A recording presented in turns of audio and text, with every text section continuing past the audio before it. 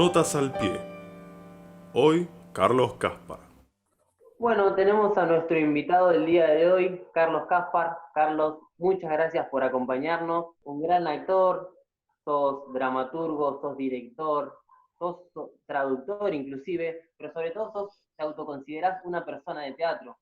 Y esto surge a partir de más o menos tus 13 años de edad, cuando ves el burgués gentilhombre en el Teatro San Martín, del cual vamos a estar hablando un poquito más adelante, y a partir de allí decidís tomar ese rumbo en tu vida, el rumbo de la actuación, del teatro, con un grupo de amigos, cuando cursabas en el colegio secundario, en el Instituto Ballester, decidís formar ese grupo de teatro, el cual vos mismo dirigías.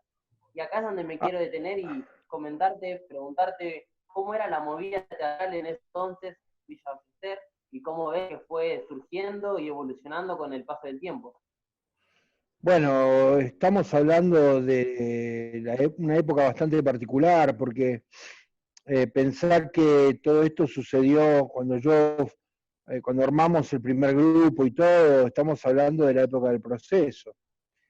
Entonces, el teatro independiente era un espacio de resistencia, para llamarlo de alguna manera. Eh, y bueno, y había mucha audacia de parte de todos nosotros a esa edad y muchas ganas de hacer.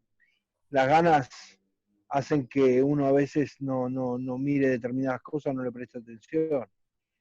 Eh, pero lo cierto es que eh, vos hablás del burgués gentilhombre, mi madre me llevó al Teatro San Martín y fue la primera obra que vi del Teatro San Martín, en un Teatro San Martín que en ese momento estaba en su esplendor, un Teatro San Martín que hacía giras al exterior, que viajaba a Rusia, que viajaba a Europa, y para mí fue una obra mágica esa, me cautivó. Osvaldo Terranova era el protagonista y Rita Terranova debutaba, su hija debutaba. La nombro a Rita porque la suerte quiso que esa noche que yo vi El burgués gentilhombre y me enamoré y dije que me propuse a mí mismo algún día poder trabajar arriba de ese escenario. Rita debutaba en esa obra y cuando por fin pude trabajar en la sala Martín Corrado en San Martín, lo hice con Rita Terranova, en una obra también con Rita, que era El Mercader de Venecia. Hicimos Shylock, dirigidos por Robert Sturúa y protagonizada en ese momento por Roberto Carnaghi. Así que fue un círculo que se cerró, digamos, de alguna manera. Pero fue una época muy linda, fue una época de muchas ganas. Un amigo mío había conseguido el salón de una iglesia donde había un escenario que me acuerdo que entraba agua. Tuvimos que arreglarlo, lo arreglamos a pulmón, entre todos juntos. Bueno, menos mal que el padre de mi amigo tenía una ferretería, entonces le afanábamos todo al padre de mi amigo para arreglar el teatro, prepararlo y ponerlo en condiciones, ¿no? Y realmente fue una época muy linda, la pasé muy bien y fue una época también de ver a grandes actores, ¿no? Actores que marcaron escuela, todos actores que después nos marcaron el camino, por lo menos a mi generación. Estoy hablando de Alfredo Alcón, estoy hablando, como dije, de Roberto Carnaghi, estoy hablando de Roberto Mosca, estoy hablando de Alfonso de Gracia, de Ingrid Pericori, de Leopoldo Verona, estoy nombrando todos actores del elenco estable del Teatro San Martín porque a partir de ahí me hice una habitué del teatro. No paraba de ir y realmente fue maravilloso. Y la vida quiso que, por suerte, yo pudiera compartir el escenario con muchos de esos actores. Y ellos nos marcaron el camino, ¿no? Y bueno, tuve la suerte también, no estaba en el elenco estable de San Martín, pero Rodolfo Bebán también fue para mí una inspiración en esa época. Bueno, ni que hablar de Alfredo, ¿no? O Norma, Alejandro, qué sé yo. Tantos actores que a uno le marcaron el camino y que son nuestros referentes, ¿no? Yo recuerdo de ir al Cervantes, por ejemplo, y ver a un joven Jorge Marrale en Los Compadritos, una obra de Roberto Cosa que me pareció maravillosa. Qué sé yo, estoy tirando cosas que me fueron pasando. Fue una época maravillosa, fue una época muy linda. O haberlo visto a Oscar Martínez haciendo Amadeus, la primera versión, porque él después trabajó en una segunda versión, hizo de Salieri, pero en la primera hacía de Mozart. Y fue cautivante, la hizo con Carlos Muñoz, que para mí fue un gran actor y fue un actor que yo admiré profundamente y que a mí me sirvieron de modelo, de inspiración, ¿no? Y que te van marcando el camino. Después entré al Teatro Pairó. Mi primer maestro de teatro fue Guillermo Bataglia. Y después estudié con Alberto Rodríguez Muñoz y con Alberto Closas, y después pasé al Pairó. Y del Pairó me imbuí de toda esa mística del teatro independiente. Jaime Cohen fue mi maestro de dirección, Felicia Jenny me enseñó actuación. Entonces, estuve 10 años en el Pairó y fueron 10 años maravillosos. Quería preguntarte, vos que mencionás a Guillermo Bataglia, quería preguntarte por cómo fue tu experiencia con estudiar con él, un tipo que trabajó en su mejor alumno, trabajó con Torre Nilsson, con Fernando Ayala, con María Luisa Bember, digo, ¿formaste Bataglia de ese grupo de personas que te guiaban? De ser así, ¿cómo fue también estudiar con una persona que había trabajado con tantos directores y directoras tan importantes para nuestro cine nacional? ¿Y qué te aportó también? Es interesante lo que mencionás, porque yo tenía 19 años más o menos. Era muy joven, había terminado el secundario y yo me crié viendo, me acuerdo, a Rubén Aldao todos los días a la tarde daban una película de cine argentino. Entonces yo mamé mucho de cine argentino. Y veía mucho cine y me gustaba. Y Guillermo Bataglia formaba parte de ese mundo, de ese cine en blanco y negro, de ese cine argentino de la época de oro, de ese cine que todavía tenía en la actuación una influencia, aún siendo cine, seguía siendo muy teatral. Aquel cine que tenía los... Y Guillermo Bataglia era un actor de carácter, ¿no? ¿Cómo? Aquel cine filmado en los famosos estudios San Miguel, digo. San Miguel, los estudios Lumiton, digo, había unos cuantos, Argentina Sonofilm, digo, que hoy en día se llaman distintos, pero eran esos lugares donde se filmaban esos grandes estudios. Y la verdad que para mí fue toda una experiencia. Aparte, con Guillermo Bataglia me pasó algo particular, porque él daba clases en una librería que quedaba en Corrientes y Junín, sobre Junín, en una librería llamada La Nena. Al fondo tenía como un pequeño auditorio y él daba clases ahí. Y los sábados, entre las 2 de la tarde y las 7, el que quería, era una invitación que le hacía así, porque él era así, de gran maestro que era, nos invitaba a su casa. Decía, el que quiere venir a mi casa, puede venir a mi casa, se viene a la biblioteca, agarra un libro, se puede poner a leer, charlamos, hagamos lo que queramos. Obviamente que no me lo iba a perder. Y no te olvides que yo lo conozco personalmente a él ya cuando era un hombre entrado en años, ya tenía más de 80 años y recién había hecho, ¿cómo es que se llama? La película argentina que ganó el Oscar. Bueno, Oficial. con Norma Leandro.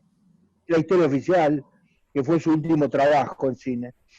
Y para mí fue mágico verlo, porque ese hombre que yo veía, que vi en El Ángel Desnudo, que vi en tantas películas, de pronto verlo ahí para mí fue muy fuerte. Y fue un hombre que me enseñó lo básico, que me enseñó la ética del teatro, la mística del teatro. Él estaba casado con Nora Cullen, y Nora Cullen, que yo también la había visto en tantas películas, verla ahí de pronto, verla tender la ropa, o por ahí venía y te decía, ¿me ayudas, querido, que tengo que recoger? Entonces le ayudábamos a recoger la ropa. Fue una experiencia muy linda, la verdad que fue maravilloso y para mí fue mágico. Ver a ese hombre que uno veía en las películas, verlo de pronto ahí hablando, dándote consejos, orientándote, escuchándote, que no era tan malo como parecía, ni era tan severo como parecía. Realmente fue una linda época. Qué hermosa experiencia, Carlos. Quería comentar bien, resaltar todas tus funciones, todo lo que el trajín que habrás llevado en esa época.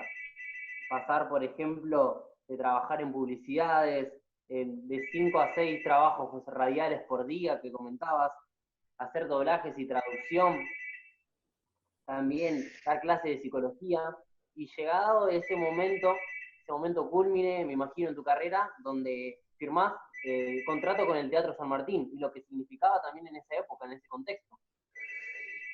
Sí, mira, yo en realidad yo decido ser actor. Yo venía haciendo teatro y me gustaba el teatro y amaba el teatro.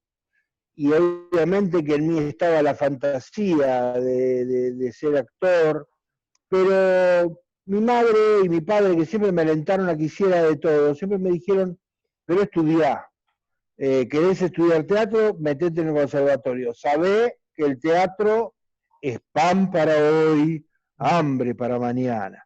Entonces con ese mandato dije, bueno, voy a estudiar alguna otra cosa. Entonces en algún momento, de hecho yo elegí una orientación comercial en el bachillerato porque dije, termino el bachillerato y por lo menos puedo estudiar, puedo trabajar en alguna empresa de perito mercantil o algo, digo, tengo conocimiento.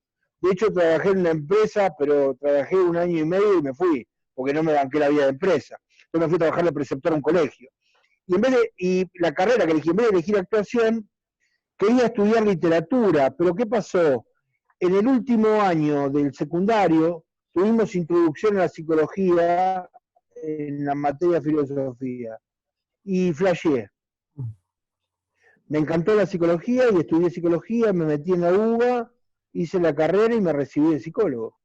Y paralelamente, obviamente, siempre seguía con el teatro, seguía estudiando, me seguía formando, pero siempre, o sea, nunca dejé el teatro. Y siempre la psicología también, en función del teatro. Si bien me especialicé en adolescencia, coordiné gabinetes psicopedagógicos, daba clases en colegio, siempre el teatro estaba, porque también daba teatro en los colegios. Y cuando entro al Pairó a estudiar dirección con Jaime Kogan, Jaime me ve condiciones y me invita a formar parte de la Oscuridad de la Razón. Y ahí firmo mi primer contrato con el San Martín. Y ahí aparece como la decisión de decir, ¿y por qué no dedicarme de lleno a la actuación? Hasta ese momento para mí la actuación era como algo que me apasionaba y que me gustaba, pero prefería tener un palenque donde rascarme. Pero como siempre sucede, en algún momento hay que quemar las naves y eso fue lo que hice. Y una vez que me salió el contrato con San Martín, ahí empecé. Hice castings, y bueno, y ahí vino la publicidad, vino la televisión, y bueno, y el teatro independiente que nunca paró. Yo venía ya del teatro independiente y seguía. Tuve la suerte y tuve el honor de estrenar la primera obra de Javier Dolte, que fue Criminal. Así que fue una época muy linda también. Y bueno, y después no paré, gracias a Dios no paré. Bueno, y Nico tiene una información sobre eso de que no paraste. Una cifra, tiene un par de estadísticas y cifras, Nico, por ahí. A ver. Exactamente. Tenemos la información de 54 películas en 55 años. O sea, no es un número para nada despreciable. Gracias a Dios no, y es así. Y tuve la suerte de trabajar con mucha gente. Y tuve la suerte de trabajar en producciones tanto nacionales como extranjeras.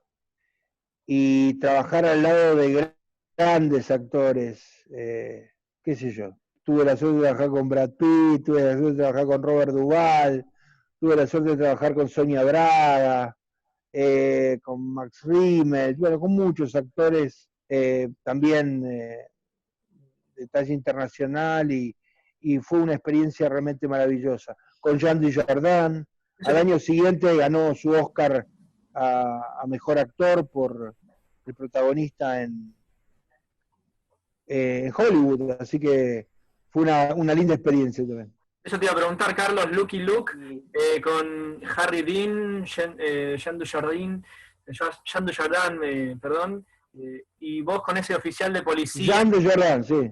Jean Dujardin, y vos con ese oficial de policía que detiene en ese plano final, casi esa toma larga que se lleva presos a los dos personajes. Ahora, te pregunto, ya que lo mencionaste, lo teníamos más para más adelante, pero vamos a trocar un poquito el orden, digo, una producción así, que encima Lucky Luke, perdón, me sale mal la pronunciación, tiene no solo a vos, sino un montón de actores argentinos, está Luciano Cáceres, está Gabriel Corrado, hay un montón, entonces está Pompeyo Divert, entonces yo te pregunto también cómo fue esa experiencia, qué diferencias notás primero dónde se filmó también, y después si hay diferencias en estas producciones, cómo fue la experiencia de estar al lado de, como vos mencionás, Jean Dujardin, ¿cómo fue todo eso? Mirá, primero que obviamente que con los colegas argentinos, con todos es un placer y un honor, y gracias a Dios siempre le he pasado bien con mis colegas, y tanto como mencionaste Luciano, a Pompeyo, a todos, con todos he trabajado, con Corrado también, con todos le he pasado muy bien y siempre la paso bien cuando trabajamos juntos. Obviamente las producciones a nivel internacional tienen otra envergadura porque sencillamente tienen más dinero y tienen más posibilidades.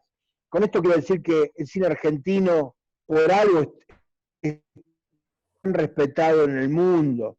Nosotros, si tuviéramos la infraestructura y la industria que tienen los norteamericanos, ganchereada, yo creo que haríamos un mejor cine que el americano, teniendo los mismos recursos. Es más, creo que teniendo un poco menos haríamos mejor cine. De hecho, hacemos mejor cine que ellos.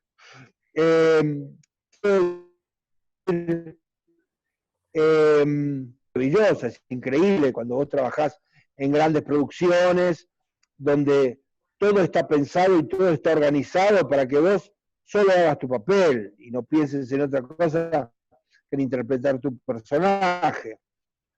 Entonces, en ese sentido, es realmente alucinante. Yo no lo podía creer. Aparte, era el sueño del pibe, hacer western y encima con un uniforme así, como de los soldados de la guerra civil. Entonces, era muy divertido. De hecho, yo audicioné para un personaje más pequeño, pero el director James Hood me dijo, che, vos me das para el director de la cárcel, ¿por qué no querés audicionar? Le digo, sí, pero yo no hablo francés. Me dice, no importa, dice, hacelo por fonética, ¿te animás a hacerlo por fonética? Digo, sí. Bueno, me dieron las líneas, me las aprendí, me dieron un CD para aprenderlas, di la prueba, les gustó y ahí quedé. Y fue un viaje, realmente un viaje. Trabajar en esas producciones es un viaje. Ya desde la organización. Vos entrás y más en ese caso, porque la locación donde filmamos, nosotros filmamos en dos lugares. En una cava, en Ezeiza, gigantesca, donde se armó un pueblito del oeste, en una cava. Así que imagínate lo que era eso, que aparte tenía como 2 cuadras, eran casi 2 cuadras de pueblo, con un croma al fondo para después simular otras cosas. Y fue alucinante, era alucinante. Y después grabábamos en una locación que era como una especie de haber sido en algún momento alguna fábrica, algún depósito, que funcionaba como base de la producción, y uno de los pisos se acondicionó para hacer la cárcel y hacer algunos interiores. Y realmente era increíble. O sea, imagínate que tenías a un ejército de no sé cuántas personas éramos, porque entre extra y todo habíamos sido 200 personas, calculo yo. Era una cosa loco. Y estaba de pronto en medio de la noche, de madrugada en Ezeiza, y tiraban el humo para simular la niebla. Y había una magia ahí, en ese set, que fue increíble, ¿no? Lo mismo pasó cuando hicimos 7 años en el Tíbet. Habían transformado la ciudad de La Plata en la estación de La Plata, perdón, en la estación de Graz, en Austria. Digo, no se podía creer. Estabas en plena Austria dominada por el nazismo, con toda la cartelería, los afiches, los tres, no, realmente fue, y la organización, porque pensá, nosotros nos cambiábamos en un colegio que estaba enfrente, y el primer día que llegué, que nos pasaban a buscar en una traffic hasta La Plata, el primer día que llego, voy al vestuario y salían dos extras con el uniforme de SS, que el más chico, no sé, pero medían por lo menos 2 metros, eran 2 pibes grandotes, que te juro me asusté. Un vestuario que era increíble, me asusté, pude entender el miedo que podían causar estos tipos. Menos mal que cuando me vieron me dijeron, hola, ¿qué sé? ¿Cómo anda? Entonces sabía que no hablaban alemán. Pero, te juro, fue impresionante. Había, por ejemplo, había un camión con extras que eran soldados alemanes, y había un asesor militar que era coronel del ejército pakistaní, y lo estuvo marchando todo el día a los tipos. Tenían, eso es lo loco, Hollywood trabaja, había, por ejemplo, la Steadicam la manejaban 3 tipos, que eran alemanes, eran de Hamburgo, los 3. Jean-Jacques Hano es belga, la asistente de Jean-Jacques Hano es francesa, el primero de dirección era norteamericano, la asistente personal de Brad Pitt era una chica hindú, que andaba con el zar y todo, lo esperaba así, con la pilcha. Digo, el productor, uno de los productores ejecutivos era español, o sea, era Babilonia. Es muy, muy interesante ver la cantidad de gente que hay atrás de una película, la cantidad de gente que mueve la industria cinematográfica. Y esto lamentablemente muchos de nuestros empresarios argentinos no lo quieren ver todavía, no lo quieren entender. Lo mismo pasa con la televisión. La televisión no invierte en ficción. Estamos sin ficción. Los canales se han transformado en repetidores de contenidos que compran envasados. Nada más. Hemos dejado de producir como producíamos antes. Nosotros éramos exportadores en el mundo y éramos un modelo en el mundo. Y ahora nos están pasando el trapo, pero mal. Y podríamos hacer tantas cosas, ahora que todo se está globalizando, ahora que las plataformas digitales están en la orden del día. Podemos hacer tantas cosas. Yo estoy viendo ahora en Amazon, por ejemplo, estoy dando una panzada de miniseries y de películas rusas. Interesantísimo. O sea, ver cómo trabajan en otros lados, ver cómo, no sé, de pronto ves una película finlandesa. Es impresionante porque uno empieza a ver cómo se trabaja en otros lados. Entonces, podríamos hacer tantas cosas y lamentablemente todavía no hemos tomado conciencia de lo importante que es la industria cinematográfica argentina, de lo importante que fue, de lo grande que fue, de lo pionera que fue. Porque Argentina y México marcaron la línea en esto, fueron los pioneros en el cine, tanto Argentina como México. No había cine en otros países. Nosotros fuimos uno de los primeros países que se sindicalizó. Cuando vos tenés un sindicato es porque hay una industria. Los sindicatos, hay muchos países que ni siquiera tienen sindicato de cine. Entonces, digo, realmente es muy importante. Los técnicos que tenemos son de primera, tenemos directores trabajando en Hollywood, tenemos guionistas trabajando en Hollywood. O sea, tenemos un talento y una gran capacidad que se está perdiendo. Se está perdiendo porque acá no lo ven los muchachos. Todavía no lo ven, no se dan cuenta. Sí, bueno, Carlos, recién nos nombrabas una reflexión muy linda, muy interesante sobre el tema películas y ficción acá en Argentina.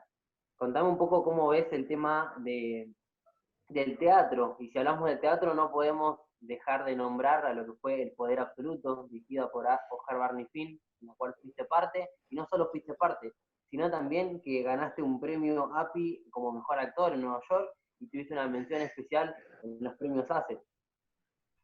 Sí, gracias a Dios, a mí Poder Absoluto me dio grandes satisfacciones por varias razones. La primera razón fue que Yo lo conozco a Barney en el San Martín, haciendo mucho ruido y pocas nueces.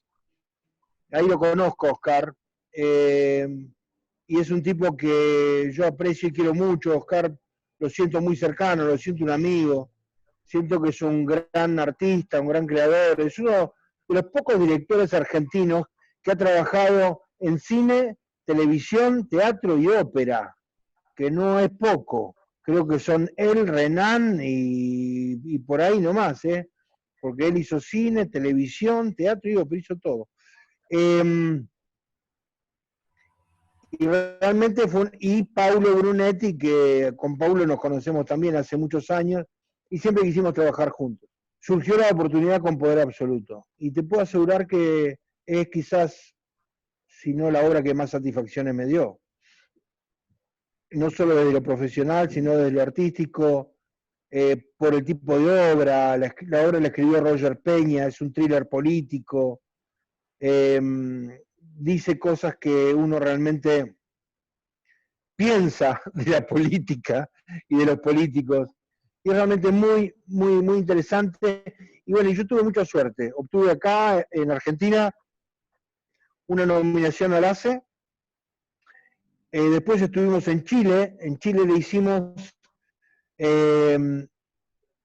2 temporadas. Estuvimos primero 3 meses en el Mori de Vitacura y después al año estuvimos en el Teatro Ictus de Santiago, que es como el Pairó, o sea, es el referente del teatro independiente en Chile.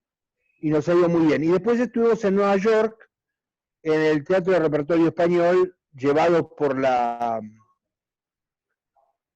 ¿cómo es? Por la Cancillería, digamos, y por el Consulado Argentino, allá en Nueva York. Y bueno, y lo loco es que en Nueva York gané un premio, el premio API. API es una revista especializada en teatro. Gané un premio a mejor actuación de teatro en gira.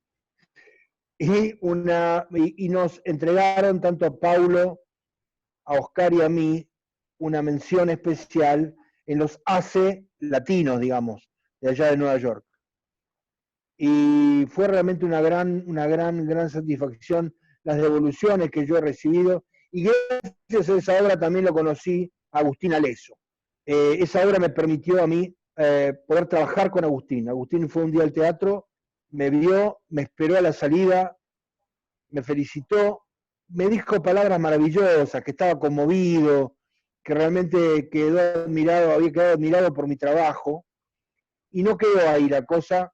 Después me llamó y tuve la suerte de hacer El Regreso, que fue la última obra que dirigió, que la hicimos el 25 de mayo. Así que realmente es una obra a la que yo le debo mucho, que llevo muy, muy en mi corazón, y que esperábamos algún día poder reponerla con Paulo y con Barney. Y bueno, y Barney, que es un amigo y un referente para mí. Yo a Barney lo quiero, lo admiro profundamente. Creo que es un ejemplo, un hombre que a su edad no se detiene, que todo el día está generando proyectos y cosas y va para adelante, y realmente es un ejemplo, yo siempre digo que Oscar es un alma joven, y te lo demuestra, ¿no? Es brillante. Carlos, quiero pasar a un tema que es la relación que tiene el arte con la historia. Vos mencionás que sos un apasionado de la literatura y de la historia, recomendás el libro El combate perpetuo, que es sobre la vida del almirante Brown, y decís que es un personaje que te gustaría interpretar. No solo eso, sino que te encontramos también en producciones que tienen un contexto histórico muy importante y que está conectado, digo, en cuanto a lo temático. Tenemos Guacolda, Secreto bien guardado, el amigo alemán, perdón. También tenemos Vientos de agua. Y yo te quiero preguntar, bueno, me encantaría preguntarte varias cosas, ¿no? Pero primero, ¿cuál sentís vos como parte de una obra de arte, como puede ser una película?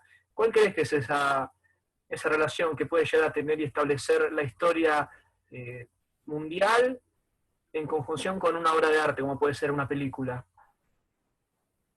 ¿Cuál es la relación, decís? ¿Cuál sentís vos que puede ser esa relación, sí, que se puede establecer y Bueno, es que el mecanismo y hasta la función que puede llegar a establecerse? un artista está atravesado por la época en la que vive y por el momento histórico en el que vive.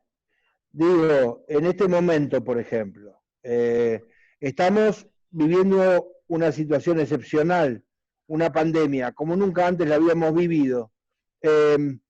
Y surgieron un montón de películas grabadas así, ¿no?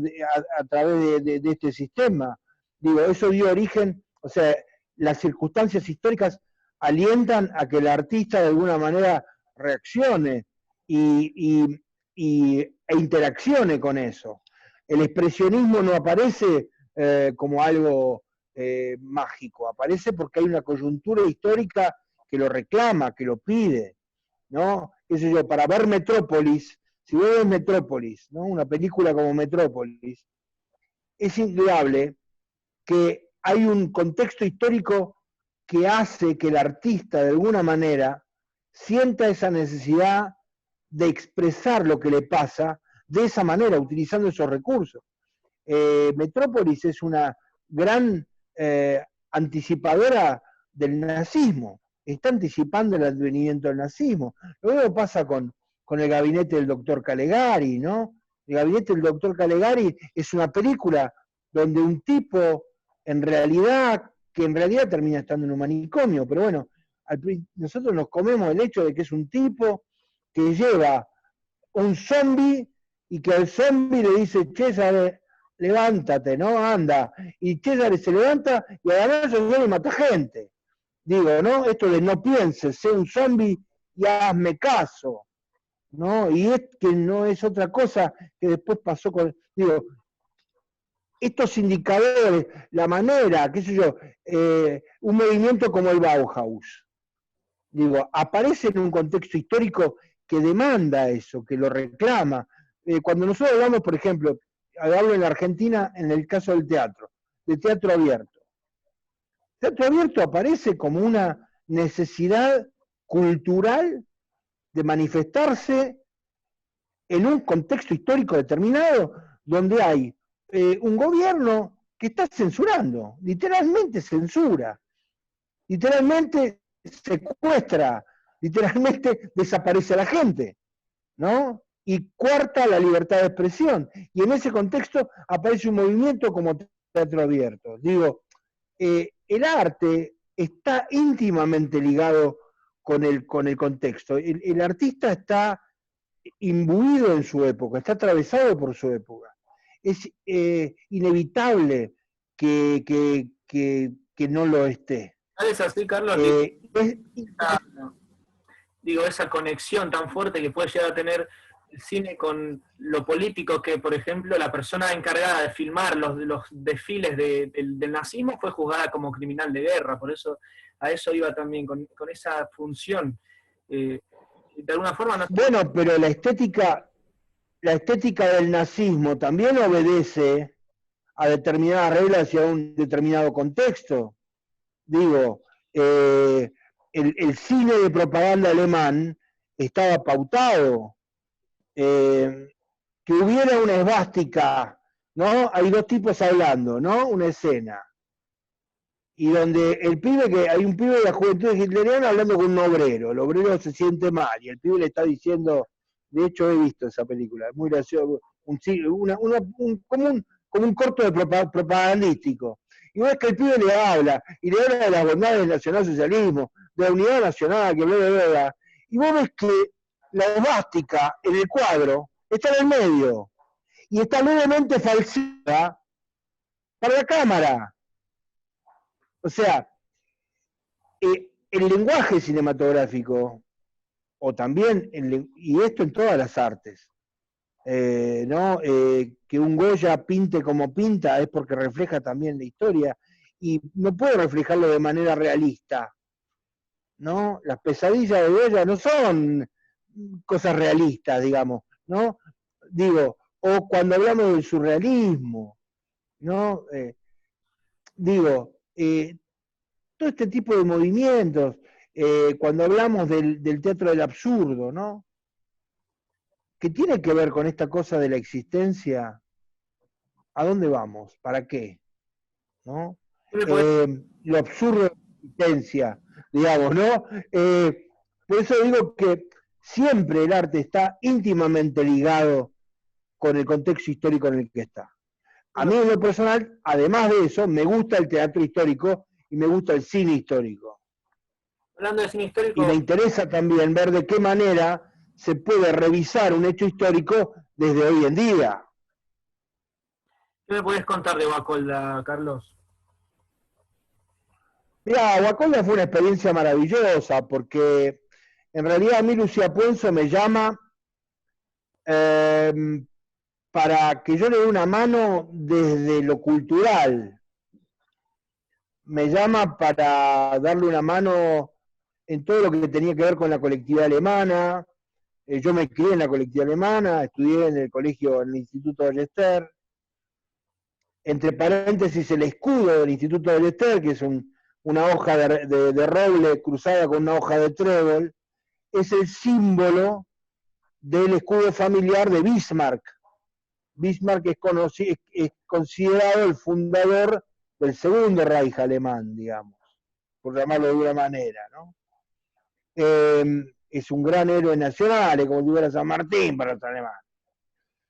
Y en algún momento el colegio se llamó Bismarck también. Después, obviamente, cuando termina la guerra y Argentina le declara la guerra a Alemania, el colegio puede llamarse Instituto del Ester. Pero bueno, esa es otra historia. Lo que quiero decir es que me llama Lucía para que yo le dé una mano en cuanto al contexto histórico, a darle una mano con eso, a que si yo conocía la música alemana que se escucha en la película, es música que yo le facilité a ellos, que era música que de los 50 y de los 60 que escuchaba mi vieja cuando iba a la librería ABC o a la librería Goethe, y en esa época en la librería también vendían discos y compraban discos alemanes, y era realmente muy lindo de los sábados a la mañana cuando mi hija se ponía a limpiar la casa, ponía esos discos alemanes con los que yo me crié. Y también, además de hacer un pequeño papel en la película, coaché y fui coach de idioma de Natalia Oreiro, de Elena Roger, y bueno, y con Natalia tuvimos una experiencia maravillosa, ya nos conocíamos de antes, habíamos trabajado en el Deseo, pero ahora como coach alemán, y bueno, y la vida quiso que, más allá de que Natalia es un ser maravilloso y tiene un talento increíble, y es una profesional inmensa. Natalia Oreiro es realmente una profesional admirable, y por eso también trabaja, es muy empecinada en lo que hace y se concentra y trabaja con una seriedad y con un apasionamiento admirables. Y bueno, tal fue así que cuando la película se dio en Alemania por lo general se dobla todo. No la doblaron a ella, las partes que ella hablaba alemán no la doblaron. Tal es así que me llamó toda contenta y feliz diciéndome, mira, quiero decirte que estoy feliz porque no me doblaron los alemanes. Digo, bueno, qué alegría.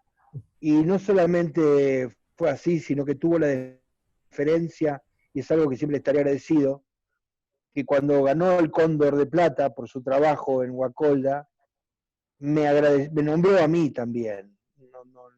O sea, es una persona, yo le tengo una profunda admiración y le estoy profundamente agradecido.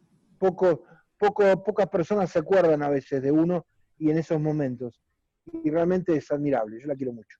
Carlos. Y mi hija también, porque mi hija me ayudó. Ahí va. Carlos, llegamos al final y tenemos dos segmentitos que va a ser cortito y al pie de tu parte, quiero decir, es un ping-pong, ¿sí? Primero es, Nico te va a explicar un poquito, ¿no? Pero, ¿qué notas al pie harías de las siguientes películas que él te va a nombrar? Muy cortito, y después vamos al último que se llama Vaya a saber qué. Nico, todo tuyo. Salteamos internacional porque ya lo hablamos antes. Bueno,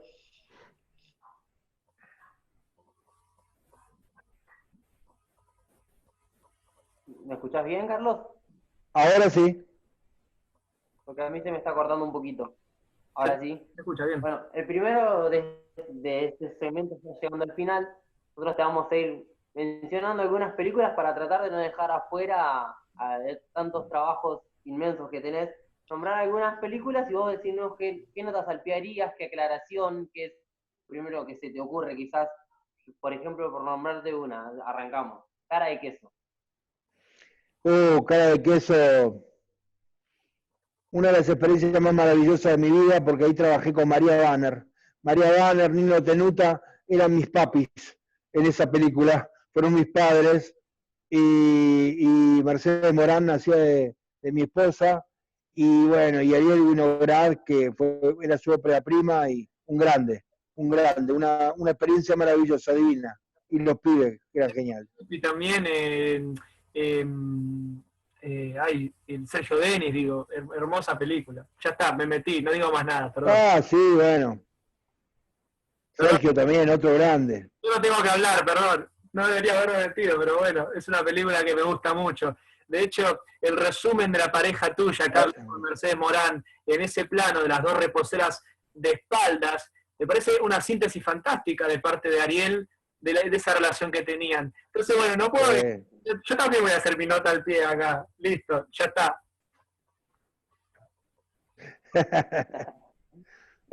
Está permitido. Bueno, decía... Sergio, aparte, Sergio Denis fue paisano de mi viejo, era de Coronel Suárez, igual que mi viejo. Es más, Sergio Denis y yo teníamos la misma foto, porque mi abuelo fue director del colegio alemán de Coronel Suárez, y la tía de él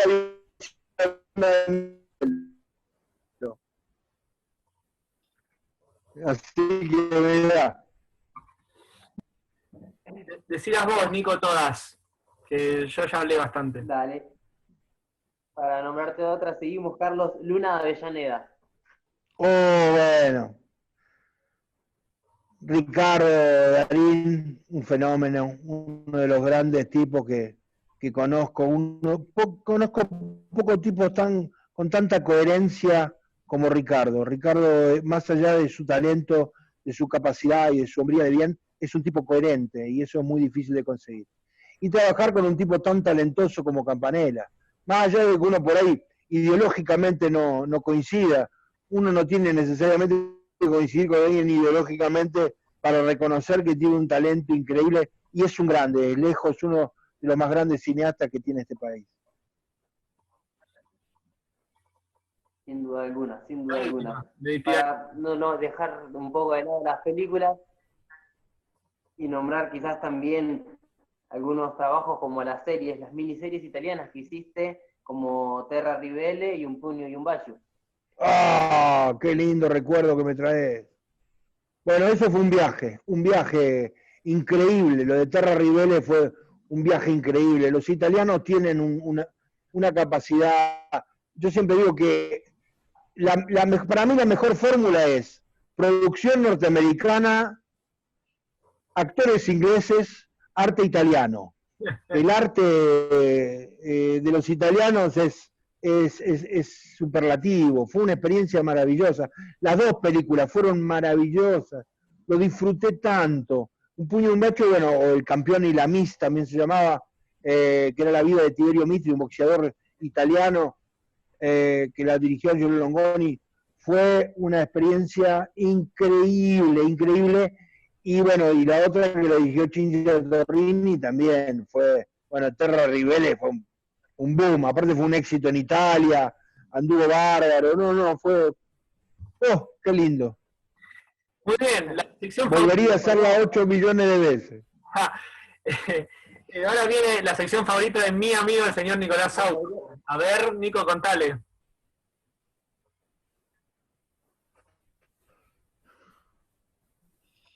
Exactamente, mi sección favorita, Carlos, te explico así brevemente. Vaya a saber qué es el nombre de la sección. Nosotros vamos a dejarlo a tu libre interpretación. Si te parece bien, Rodri, ¿puedes arrancar? Muy bien. Carlos, ¿qué banda o cantante musicalizaría la película de tu vida? ¡Ojo! Queen, toda la vida Queen. Toda la vida Queen. Toda la vida Queen porque me marcó a lo largo de toda la vida. Y después tengo mi admiración por Kurt Weill, Nino Rota, también. Y bueno, eso, digo. Así, de cabeza.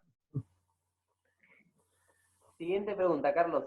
Si tuvieras que aterrorizar a alguien del pasado, ¿qué le contarías sobre este futuro? Cuidado con los virus. Cuidado con el puto virus. Cuidado con el puto COVID-19, que nos cagó la vida a todos y nos metió en pausa a todos. Eso le diría. Lo peor de todo es el COVID-19, una mierda.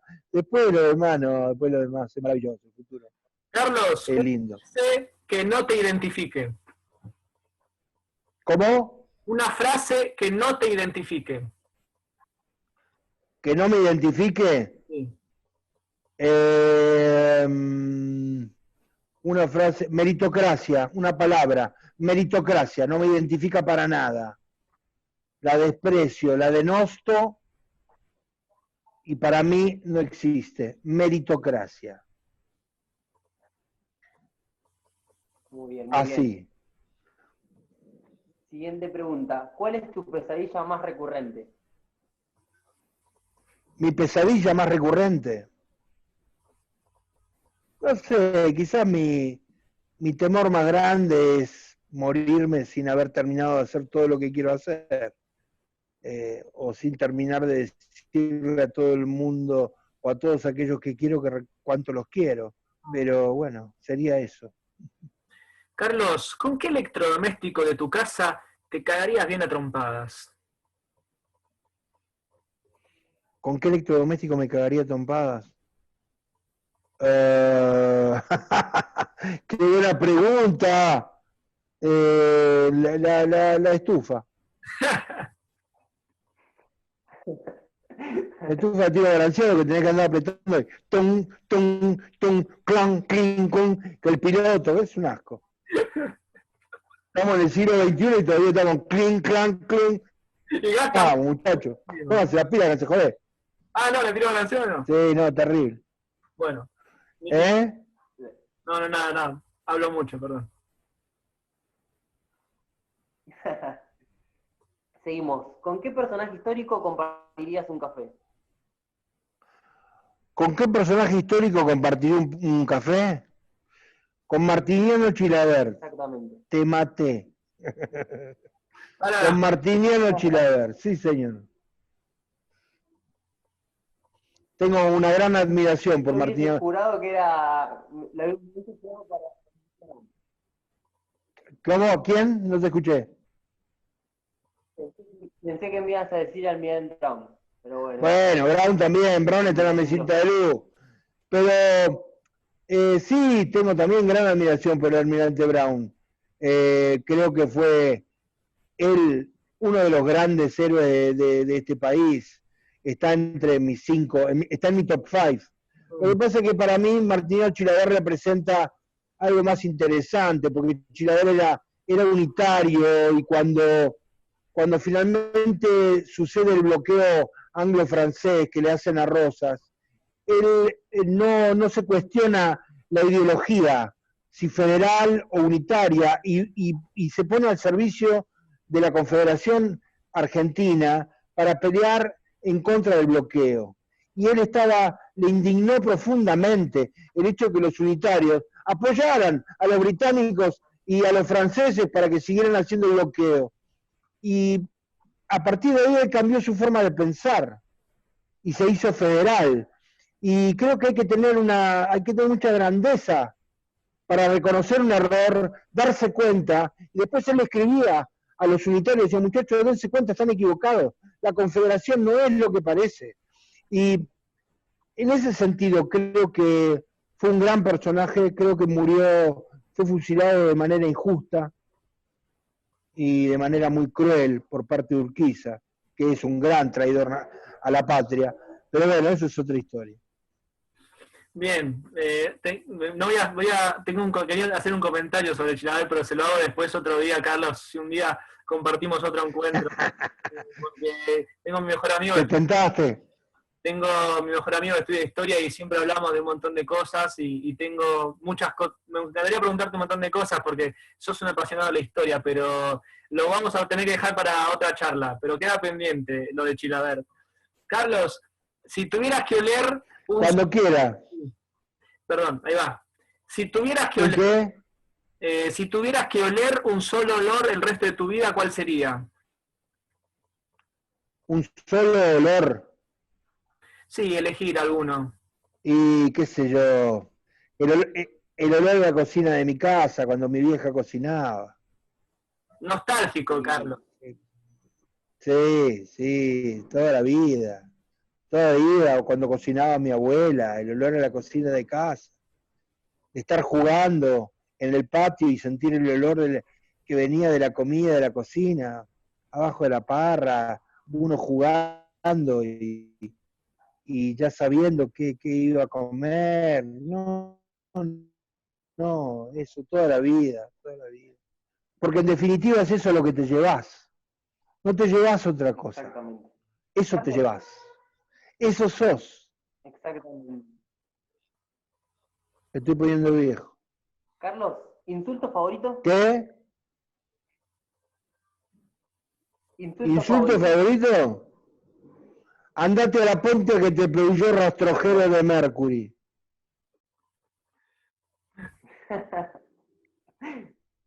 ¿A qué instrumento musical? Si estoy muy enojado, digo, andate a la remil ponte a que te pilló rastrojero de Mercury. O de recontra Mercury. Carlos, ¿a qué instrumento musical votarías para presidente? ¿A qué instrumento musical? Sí.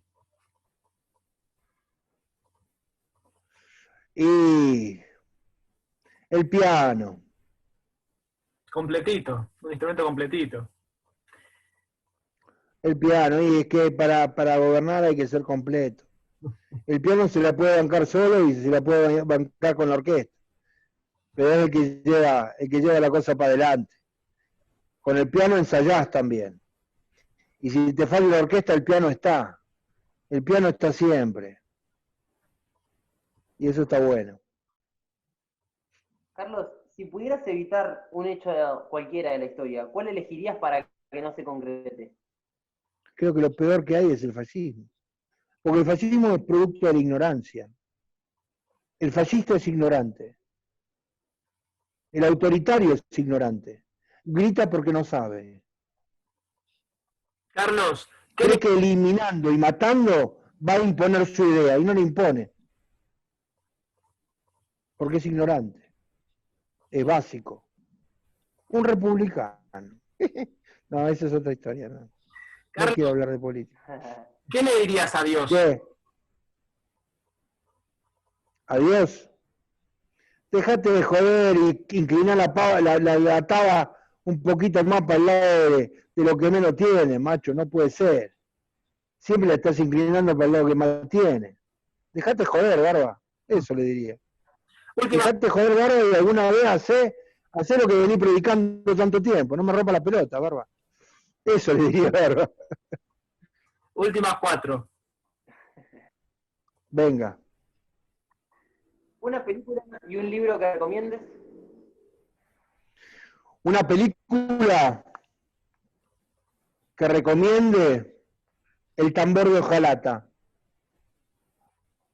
Y un libro, y bueno, ustedes lo dijeron, El combate perpetuo para mí es un gran libro. Y hay un libro que leí de Nachmanovich que es genial, que se llama Free Play. Pero si tuviera que recomendarte un libro que no tuviera que ver con el teatro, te recomendaría El hombre en busca de sentido,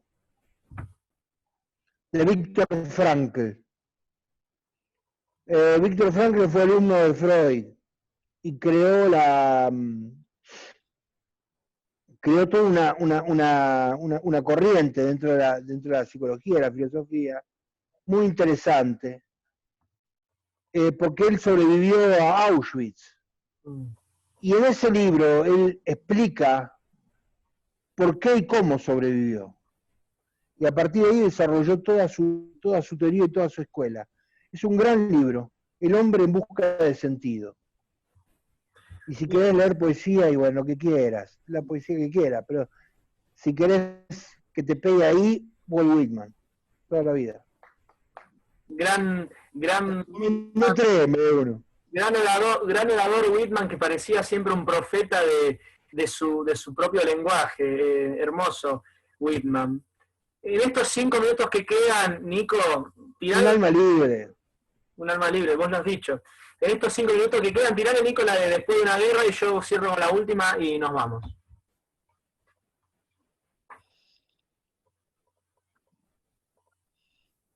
Bueno, después de una guerra, Carlos, ¿qué canción silbarías para promover la paz? Solo le pido a Dios. Linda lección. O Danny Boy. O Danny Boy. Oh, Danny Boy, the pipes are calling. Esas son las canciones que yo Carlos, cantaría. La última, y con esta cerramos. No, dale. Desde acá, ¿cómo ves a los que están allá? ¿En sentido figurado cómo? Y bueno, tomarlo como para donde vos quieras. Digo, la pregunta, agarrala por donde vos quieras. Bueno, te digo, desde acá como veo los que están allá, igual que los que estamos acá. Solos. Estamos solos. Las personas tenemos demasiado miedo a lo desconocido, demasiado miedo al otro, tenemos miedo de relacionarnos con el otro. Si los de acá miraran un poquito más a los de allá y los de allá miraran un poquito más a los de acá, se darían cuenta que quieren lo mismo y que desean lo mismo. Hay una frase de Verdi que le escribe a Rosas: fueron enemigos acérrimos y al final fueron grandes amigos.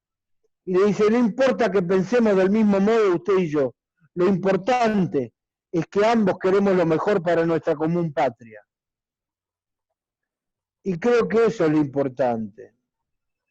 Conocer un poco el de allá, y que el de allá también quiera conocerme un poco a mí, porque si no, no sirve.